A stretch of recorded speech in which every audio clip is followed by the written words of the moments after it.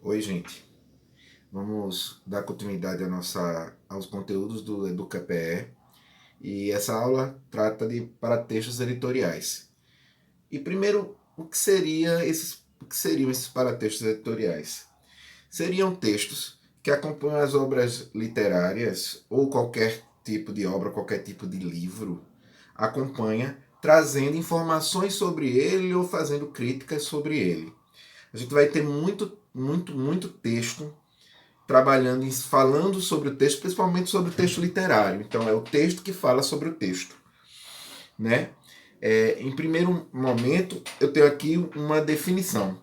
São textos que circulam sobre a obra literária, podendo até ser publicados no mesmo livro. Né? São exemplos de paratextos editoriais. Vê, quando eu publico um livro, eu vou ter uma capa, eu vou ter uma orelha, eu vou ter uma contracapa, eu vou ter um prefácio, eu vou ter uma introdução, eu vou ter uma lombada. Normalmente, esses textos são escritos por outras pessoas. Não são escritos pelo próprio autor. Normalmente são outras pessoas que são convidadas, ou pela editora, ou pelo próprio autor, para poder escrever sobre o livro e por aí vai. Em contrapartida, eu tenho outros textos que circulam sobre ele, sobre a obra, né? Sobre a obra eu tenho resumo, muitas vezes, às vezes até pedido em escola. Eu tenho sinopse em sites de livro, indicando para venda. Eu tenho resenha, ou seja, pessoas fazendo críticas, tanto de maneira escrita como em vídeos de YouTube, sobre a obra. Avaliação de leitores, que em vários sites vão fazer aqueles que a gente chama de comentários sobre a obra. Entrevistas do autor, o autor muitas vezes é entrevistado, vai aparecer em sites ou na televisão, simplesmente comentando a sua obra. E a propaganda do livro, simplesmente porque a propaganda é um texto que se escreve sobre o livro. Então tudo isso é para texto editorial. E o que é que a gente precisa para... Como é que a gente entende isso, né? Como é que isso funciona? Aqui é um pequeno esquema de onde se encontram os paratextos editoriais, né? A gente tem o mais óbvio é a capa, quando a gente tem o autor, o título, o livro, a editora, né? Que a gente vai chamar de primeira capa, que a gente chama só de capa. A orelha é essa partezinha que dobra aí, né? E eu tenho dentro dessa capa, como não está mostrando aí, eu tenho a segunda capa, que fica dentro da capa, a parte de dentro da capa. Eu tenho uma lombada, que é essa partezinha de lado do livro. Se o livro não for muito grosso, não tem lombada, né?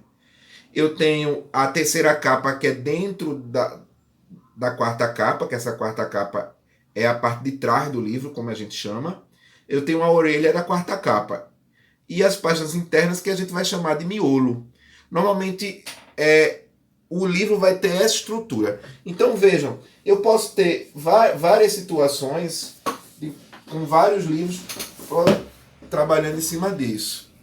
Aqui, por exemplo, eu tenho o Casagrande Senzala, de Gilberto Freire, um livro bem famoso, bem clássico. Observe que ele tem a lombada dele, ó, a foto do autor, o nome do autor, o nome da obra. Ele tem a quarta capa aqui escrita, né?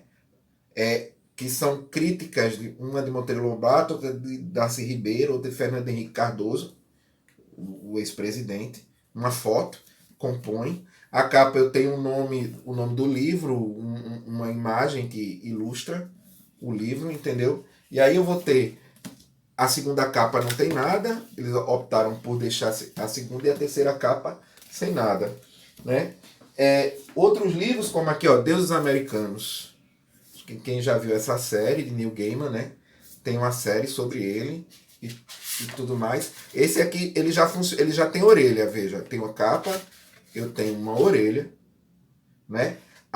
Veja, tanto a segunda capa quanto a quarta capa dele estão em branco. Mas a orelha dele é bem trabalhada desse livro, né? Então, na orelha da quarta capa eu tenho a biografia de Neil Gaiman. Na orelha daqui eu tenho um fragmento da obra, né, para ajudar a você compreender a obra. Tem uma lombada com o nome do autor e por aí vai. Então, normalmente a coisa, os paratextos editoriais funcionam dessa maneira. O engraçado é você observar como ele faz parte da obra. Você leria esse livro? Nem parece que é de terror, né? Mas olhe esse. São o mesmo livro. São Drácula de Bram Stoker, né? Eu tenho essas duas edições, enfim. E essa edição eu acho que faz propaganda por ela mesma, né? Então, os paratextos editoriais são utilizados tanto para ajudar a gente a entender o livro, vender o livro e por aí vai. Mas o que é que eu encontro nesses paratextos? O que é que tem no conteúdo desses textos, né? Eu vou ter tudo sempre falando sobre a obra, como está aí no esquema que vocês estão vendo. Tudo falando sobre a obra. Eu tenho o contexto de produção, como foi estudado na aula 2, que vocês viram, quer dizer, pode-se comentar sobre a época, sobre como o autor pensou em fazer aquela obra, sobre o gênero que a obra apresenta e por aí vai. Eu tenho a biografia do autor, muitas vezes. Eu tenho curiosidade sobre a publicação. Eu tenho opinião sobre a obra, né? Normalmente esse texto tem opiniões a favor, opiniões positivas sobre a obra. Apesar de que se forem resenhas fora do livro, eu vou ter todo tipo de opinião, né? E eu tenho spoilers.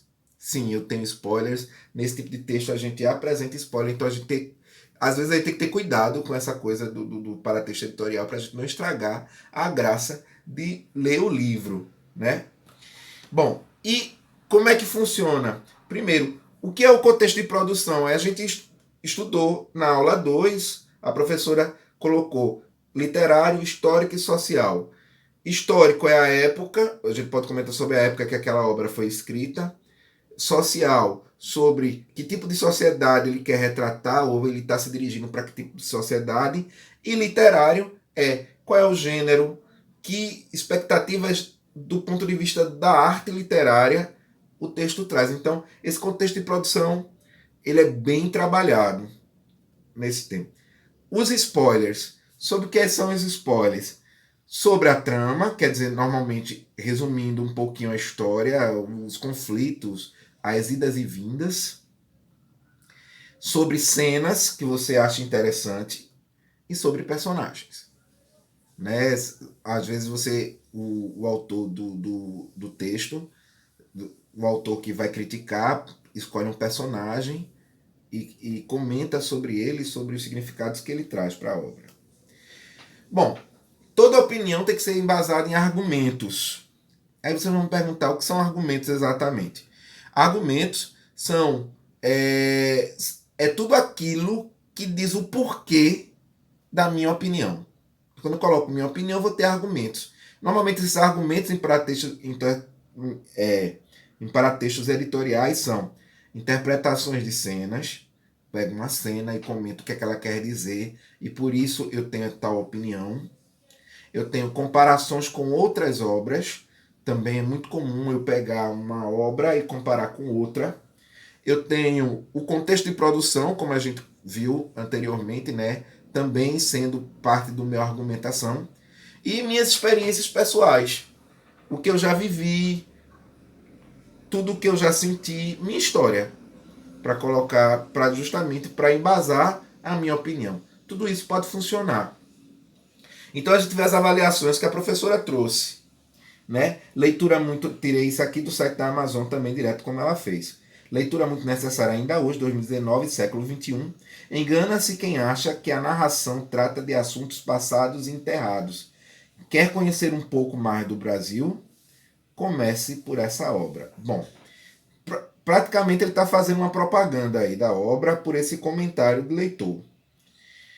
Veja que ele recorre ao contexto de produção. Ele diz que mesmo sendo uma obra de meados do século XX, no século XXI ela continua atual e ele até desafia você a conhecer o Brasil através do olhar dessa obra, desse autor.